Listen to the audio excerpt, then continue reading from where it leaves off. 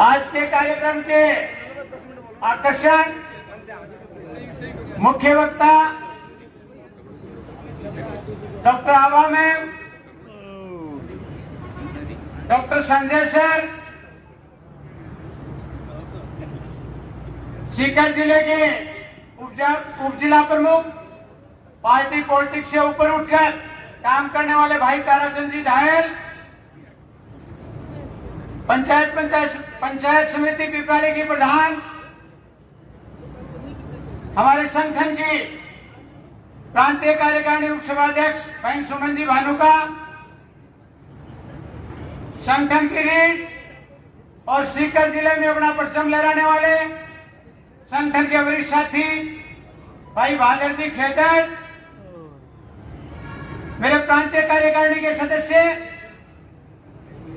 जिला कार्यकारिणी के सदस्य, ब्लॉक अध्यक्ष मंत्री और सीकर जिले के कोने कोने से पधारे मेरे जुझारू और क्रांतिकारी शिक्षक साथियों और बहनों, मैं आप तमाम का कोई लालसा उनकी होती है तो उनके पक्ष में काम करते हैं, लेकिन राजस्थान शिक्षक संघ शेखावत पिछले 15 साल में सीकर जिले के 10 विद्यालयों को आपके संगठन ने बचा दिया। सार्वजनिक शिक्षा को बचाने में एक मील का पत्थर साबित हुआ है। हमारे जो शारीरिक शिक्षक साथी बैठे हैं, साथी बहादुर जी बैठे हैं, बहन राजपाल मैडम बैठी हैं, इन्होंने देखा है राधा किशन जो राधा चंद्रा स्कूल है वो माफियाओं ने कब्जा कर लिया था, लेकिन मात्र आपके संगठन के दबाव में आपके साथियों ने 10-10 दिन वहां लाठी लेके बैठना पड़ा और वो स्कूल आपने बचाया। इसके साथ ही फतेहपुर का कृष्णा विद्यालय, फतेहपुर का 13 नंबर स्कूल, लक्ष्मणगढ़ का 2 नंबर स्कूल, ये सभी स्कूलें मात्र आपके संगठन ने बचा के और अरबों रुपए की संपत्ति सरकार की बचाई है। इसके लिए मैं तमाम साथियों को धन्यवाद देना चाहता हूं। साथ ही भाई ताराचंद जी कई बार जिक्र करते हैं हमारे एसके स्कूल का ग्राउंड जो अरबों रुपए की संपत्ति थी, हमारे दिवंगत साथी शिक्षक संघ शेखावत के पूर्व जिलाध्यक्ष आज इस दुनिया में नहीं है, साथी हुकम सिंह महिला, जिनके प्रयास से कारोबार में बनता गया, आज वो अरबों रुपए की संपत्ति एसके स्कूल के ग्राउंड में सरकार के हिस्से में है। ये आपके संगठन की पहचान है। और एक विवाद अभी हाल ही में चल रहा है, चोर चोर मोशेरे भाई, पार्टियों में कोई किसी का नहीं है। जब स्वार्थ की बात आती है, कांग्रेस बीजेपी और सीपीएम चाहे पहाड़ में जेब गर्म होनी चाहिए, सब एक साथ बैठे नजर आते हैं और लड़ाते हैं अपने को। माधव स्कूल का ग्राउंड मंदिर के पुजारी की उस पर कुदृष्टि थी।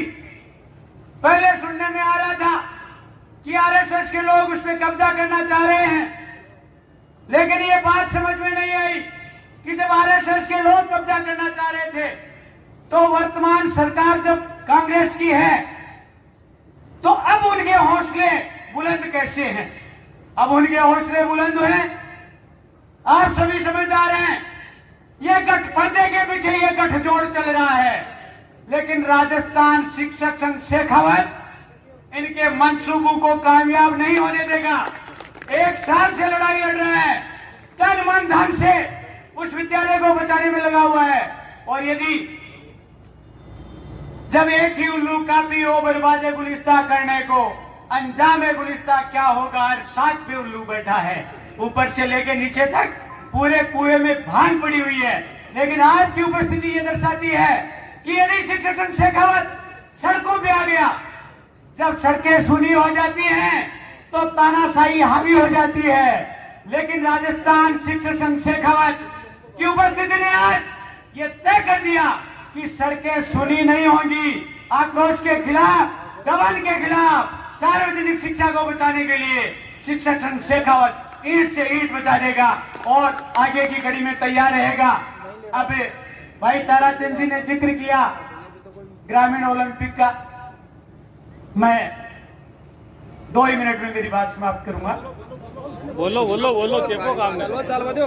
ओलंपिक, ग्रामीण ओलंपिक का, यहाँ सरपंच साथी भी बैठे हैं, ग्रामीण ओलंपिक में संयोजक थे वो हमारे सरपंच साथी थे। सरपंच साथी थे, इनकी यूनियन ने बहिष्कार कर दिया। हम भी इनके साथ थे। यूनियन में विश्वास करते हैं, एकता में विश्वास करते हैं, लेकिन कोई भी काम कोई नहीं आसके ना फिर कौन आसके भी नहीं मास्टर आसके। और एक फतवा जारी कर दिया रातों रात कि ये शिक्षा विभाग को करवाना है। पीओ साहब कसम कसमे थे, एक दो ने बोलने की हिम्मत की जो दूर की स्कूलों में थे। कन्नाड़ा तो बोलने ही कोई नहीं। दूर के स्कूलों में थे, उन्होंने बोलने की हिम्मत की, उनको दबा दिया गया था यार और काम करते हैं, ये भी कर ले। शिक्षक संघ शेखावत ने उनसे आग्रह किया कि आप आगे होंगे, शिक्षक संघ शेखावत आपके पीछे रहेगा और हम ये तुगलकी फरमान है इसका विरोध करेंगे, किसी भी हालत में नहीं होने देंगे। लेकिन बाई बात स्टोरी करवाई, सरकार का विरोध किया, फिर बोले नहीं अपन ने काम वाला माने कि शिक्षक कुछ भी कर सकता है। अपने पे विश्वास किया सरकार ने तो अपने को करना चाहिए, विश्वास पे खरा उतरना चाहिए। 20 दिन हमारे शारीरिक शिक्षक 20 दिन धूप में दबते रहे। 20 दिन हमारे विद्यालयों की शिक्षण व्यवस्था प्रभावित हुई और विद्यालय विकास के लिए जो प्रिंसिपल साहब किसी से 5 रुपए लेने नहीं देते थे, आज सरकार की हाजिरी बचाने के लिए, विभाग में अपने नंबर बनाने के लिए और बड़े बड़े भामाशाहों के पास गए और भामाशाह नहीं मिले तो कोई बात को नहीं, घड़ी तनख्वाह मिला अपा दे दे। सरकार के सामने नंबर कम नहीं होने चाहिए। मैं बता दूं कि 1 लाख यदि वास्तव में सरकार ने जो मंशा जाहिर की उस हिसाब से यदि ग्रामीण ओलंपिक होते और हुए तो हर विद्यालय का, हर पीओ के विद्यालय का 1 लाख से ऊपर का खर्चा। और सरकार ने दिया क्या? 3000 रुपए पूरे 6150 रुपए 6150 रुपए दिए, वो भी खाते में नहीं आए, हमारे शारीरिक शिक्षकों को लगा दिया और अधिवेशन की तारीख भी तय कर दी। शिक्षक संघ शेखावत के साथी उनसे मिले, उन्होंने कहा हमने सरकार के सामने अपनी बात रखी और जिला के टूर्नामेंट आगे करवाए, हमारे शिक्षक साथियों को अधिवेशन में मौका मिले। तो फिर सम्मेलन आगे सरकार ने कहा तू क्या हुआ।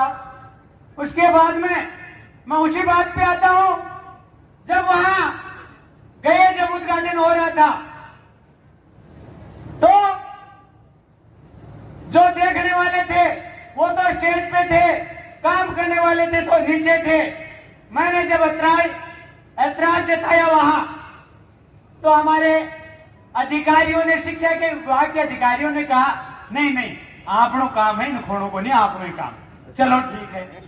इस तरह वो ज्यादती करते रहेंगे, इस तरह वो अपनी तानाशाही चलाते रहेंगे कि कब तक हमें वो सहते रहेंगे। साथियों, उन ग्रामीण ओलंपिक की वजह से अच्छी बात है, प्रतिभाएं निकले, हम व्यवस्था देते, उनकी वजह से, उन ग्रामीण ओलंपिक की वजह से हमारे जो विभाग के जो खेल थे वो कब होंगे, कहां जाएंगे, उन्हें वो व्यवधान होगा। इस बात पे हमें सोचने की आवश्यकता है साथियों। लेकिन हम बात शिक्षा, शिक्षार्थी और सार्वजनिक शिक्षक की करें तो मैं आपको बता दूं कि न तो ये सरकार ये शिक्षा, सार्वजनिक शिक्षा बचाना चाहती है और ये डरना बंद करना चाहती है। अपने जो और लेने की बात तो दूर, जो मिल रहा है उसको यदि हम बचा लें तो बहुत बड़ी बात है। आज शिक्षक संघ शेखावत का उद्देश्य अपने वेतन भत्तों की लड़ाई लड़ना नहीं है। शिक्षक संघ शेखावत का उद्देश्य सार्वजनिक शिक्षा कैसे बचे, गरीब किसान और मजदूर जो अंतिम बच्चा है उसको शिक्षा कैसे मिले, इसका प्रयास कर रही है। और मेरे बहुत ही संजीदा साथियों ने, हमारे वक्ताओं ने बता दिया कि जो एनईपी का जो ड्राफ्ट है वो आने वाला है और एनईपी का जो ड्राफ्ट यदि आ गया तो सार्वजनिक शिक्षा, मेरे जैसे साथी या मेरे बाद वाले साथी रिटायरमेंट नहीं ले पाएंगे, उससे पहले पहले उनको घर पे बैठना पड़ेगा। मैं आपको यहाँ चेता देना चाहता हूँ, इसके लिए एकमत होने की आवश्यकता है। अंत में मैं एक पीएफआरडीए बिल की अंतिम बात करूं, जो जिला मंत्री जी ने कहा था, जिस समय पीएफआरडीए बिल पास हुआ बना था, उस समय हमारे नेताओं ने चेता दिया था कि ये पीएफआरडीए बिल है, ये कर्मचारी के लिए खतरा है। उस समय जब हमारे नए साथियों को हम कहते तो वो कहते हमें बेवकूफ बनाने की जरूरत नहीं है, 10% पैसा सरकार देगी, 10% हमारा होगा, बढ़ा हुआ मिलेगा। वो बात मानने के लिए तैयार नहीं है। लेकिन उसका परिणाम जब 17 में आने लगा, जब पेंशन 1500 रुपए से 3500 रुपए होने लगी, तब यह संभावित खतरा आपके सामने आया और पूरे देश के पैमाने पे कर्मचारी एक होने का प्रयास करने लगे, माहौल बना, सरकारें दबाव में आई। लेकिन इसके साथ ही एक बड़ी बात मैं कह देना चाहूंगा, इसी दौरान हमारे लिए खुशी की बात है, उसी समय किसान आंदोलन चल रहा था और हमारे किसान भाइयों ने पूरे देश के पैमाने पे 4-3 काले कानूनों को वापस लेने की बात कही। उसके साथ ही आपके कर्मचारियों को साथ जोड़ते हुए ये बात भी कही कि हमारे कर्मचारियों को पुरानी पेंशन मिलनी चाहिए। सरकार दबाव में आई, कर्मचारी जगत एक हुआ, किसान मजदूर कर्मचारी एकता एक हुई। तो जो कहते थे ना कि मोदी आपका बाप की कोई माने, किसानों के सामने अब तो विजय इतनी तानाशाही की, अंत में जब किसान डटा रहा तो 3 काले कानून वापस लेने पड़े। जब मोदी जैसा हिटलर, मोदी जैसा तानाशाह बैकफुट पे आ सकता है, तो हमारे ये इतने से अधिकारी, इनकी तो औकात भी क्या है। लेकिन एक बार सामना करके तो देखो, शिक्षक शेखावत सामना करेगा। साथियों, लेकिन बड़ी शर्म के साथ मुझे कहना पड़ रहा है कि जब ओपीएस लागू हुई राजस्थान में जब ओपीएस लागू हुई, कर्मचारियों की खुशी का ठिकाना नहीं रहा। राजी होने दे स्वाभाविक था, सरकार ने फैसला ऐसा लिया था, हर घर की समस्या थी, अर्थ से जुड़ी समस्या थी। लेकिन मैं आपको बता दूं, जहां तक मुझे जानकारी है, वो नई पेंशन लागू करने में सरकार के मुख्यमंत्री अशोक जी गहलोत और एक सीनियर आईएएस के अलावा किसी को कान खबर नहीं थी। हमारे एक एमएलए साहब तो कह रहे थे, बोले विधानसभा में कई कहते कि ये तो पुरानी बात हो गई, और एक एमएलए साहब का जब स्वागत किया गया तो उन्होंने कहा कि विधानसभा में जब पक्ष और विपक्ष ने दोनों ने तालियां बजाई तो मैं बोल रहा ओके भी हो, तो बोले नई पेंशन योजना को खत्म करके पुरानी पेंशन योजना लागू की गई है। लेकिन शर्म के साथ कहना पड़ रहा है कि हमारे शिक्षक उन नेताओं की हाजिरी देने के लिए उनके घर पे चले गए, उनको मालाओं से लाद दिया गया, जिनको ये पता नहीं कि पीएफआरडीए बिल क्या होता है, पुरानी पेंशन क्या होती है, इसके क्या क्या खतरे हो सकते हैं। ये शर्म करने की आवश्यकता है। जगह जगह हमने उनका जुलूस निकाला, उनको मालाओं से लाद दिया गया। हमारे संगठन के साथी जिन्होंने 20 साल तक संघर्ष किया, उनके किसी भी सभा में कहीं भी उनको धन्यवाद तक ज्ञापित नहीं किया गया। शर्म की बात है, ये बात हमें सोचने की आवश्यकता है। नेताओं की हाजिरी देना बंद जब तक शिक्षण नहीं करेगा, तब तक इसी तरह इनकी अनीति चलती रहेगी। साथियों, अब मैं बता दूं, जैसा जिला मंत्री जी कह रहे थे, जब तक पीएफआरडीए बिल का भूत खत्म नहीं कर देंगे, तब तक पुरानी पेंशन की गारंटी नहीं हो सकती। सरकारों के हाथ में रहता है, कोई भी सरकार इसमें बदल सकती है। आज केंद्र सरकार ने पैसा देने से मना कर दिया और उसके बाद में दूसरा बदलाव जारी हो गया कि जिन्होंने पैसे निकलवा लिए वापस जमा कराओ जी। क्यों? कि इनके जो हक्का थे, जो उद्योगपति थे, जो इनको चंदा देते हैं, जो इनका पैसा देते हैं, उनकी टेढ़ी नजर इन पे थी कि ये आपने क्या कर दिया, आपकी दुकान बंद कर देंगे। वो पैसा बटोर के उनकी तिजोरी भरनी थी, इसलिए वो पैसा वापस लिया जा रहा है। इस मंच के माध्यम से इस चीज का पुरजोर विरोध करते हैं। अब मैं अंत में एक आह्वान के साथ मेरी वाणी को विराम दूंगा।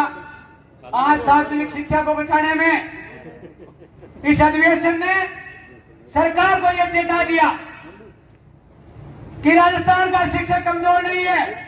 आपसे अधिवेशन कितने ही आगे पीछे करो, दुगुनी ताकत के साथ राजस्थान शिक्षक शेखावत ने उनको जवाब दिया है। इसके लिए आप सभी साथी और बहनें धन्यवाद के पात्र हैं।